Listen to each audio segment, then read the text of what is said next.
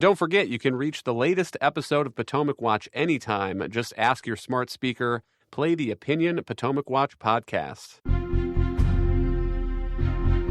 From the opinion pages of the Wall Street Journal, this is Potomac Watch. Welcome back. Let's turn now to the House tax deal now sitting in the Senate after Congress has finally gotten the job done of funding the government, albeit several months late. There is now an interest in Capitol Hill on turning to other legislative issues. And one of those is this House deal negotiated by Ways and Means Chairman Jason Smith. Kate, I know you've looked closely at this bill. Can you give us a sense of what is in it, what the compromise, the deal made was, and whether it's worth Republican support in the Senate? So this deal passed the House earlier this year pretty broadly with more than 300 votes. And the basic trade is a set of business tax provisions that the business lobby wants, and some of which are tweaks to the 2017 tax reform. And the trade to Democrats to earn their support was substantial expansion of the child tax credit. And so this managed to attract 300 votes in the House, and it has been since sitting in the Senate. Now, our hope has been that perhaps it stays sitting in the Senate for some time. And I think the reason for that is Republicans could have, I think, gotten support for a bill that touched some of these business breaks. For instance, bonus depreciation on assets. Another one is about how you treat the tax treatment of research and development. These are very popular tax breaks that many Democrats also support. So you could see an outline of a bill that dealt with some of these without having to make quite a large welfare and spending concession in the form of the child tax credit. And I use the term welfare and spending because the changes to the child tax credit in the bill basically turbocharge the payments that go to people with children who don't pay federal income tax.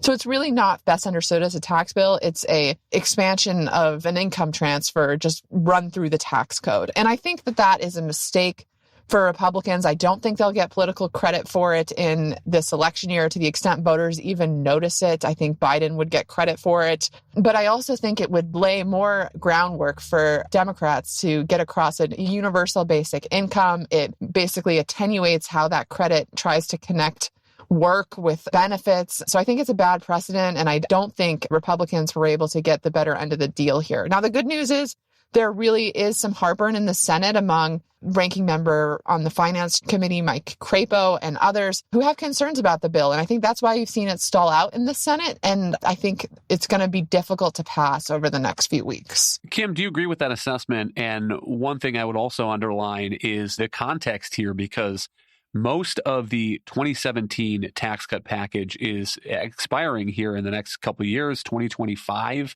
And so part of the context for this short-term negotiation is trying to get better leverage for that ultimate negotiation over what is going to happen to the 2017 Tax Cuts and Jobs Act when it hits that deadline. Yeah, I mean, all of this is just mind-boggling from a political perspective. And Kate laid it out very well in terms of what's at stake here in terms of policy, but just politically. First of all, you have all of these Republicans, especially in the House, who spent last year complaining that the recently passed appropriations bills didn't do enough to cut spending. We've got lots of talk about how we need to do more in terms of tackling welfare reform. And yet they don't touch any of the big issues, Social Security, Medicare, Medicaid. And they're now debating. I mean, there were a lot of votes for this in the House, adding essentially a new expansion of an entitlement, which, as Kate says, could very easily in Democratic hands be turned into universal basic income. Certainly something that could be incredibly costly and become just another Washington, what you expect to get over the years. So there's that. And why are they doing this? It's the, I think, false lure of a certain portion of the party that is now of the belief that there's somehow political gold in chasing after working family votes. It's part of this populist or Republican move. And it's causing them to not think, I think, wisely on bigger questions of conservative principle and what they'll get credit for. Longer term as well, too, as Kate says, they're not going to get credit for this in the short term. They're likely those in the business community, including small business owners. And I do feel their pain when it comes to this R&D provision, which I think has been very tough, especially on smaller businesses or mid-sized businesses in the United States. I get that. But the pressure ought to be on Democrats who, not that long ago in their own 2021 Build Back Better bill were saying that they were in favor of doing this. And any Democrat ought to be asked if they are in favor indeed of supporting policies that help small and medium-sized businesses in the country. And if they aren't, they should take the political consequences of that.